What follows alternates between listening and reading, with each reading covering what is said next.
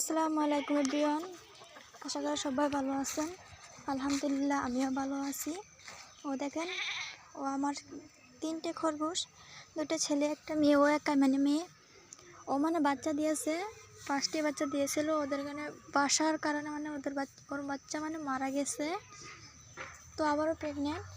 আর খরগোশ কিন্তু মাসে মাসে বাচ্চা দেয়, আর মাসে মাসে বাচ্চা দিলে মা খরগোশ অসুস্থ হয়ে যেতে পারে, আর বাচ্চাদেরও কষ্ট হয়, খাবারের কষ্ট হয়, বাচ্চা অসুস্থ হয়ে যায়। এই জন্য মাসে মাসে বাচ্চা না দেওয়াই ভালো, 4-5 মাস পরে বাচ্চা দেওয়া ভালো।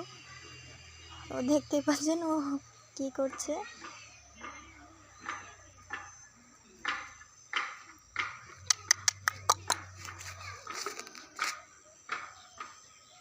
ওকে একাই আমি এখানে নিয়ে আসছি, খেতে নিয়ে আসছিলাম।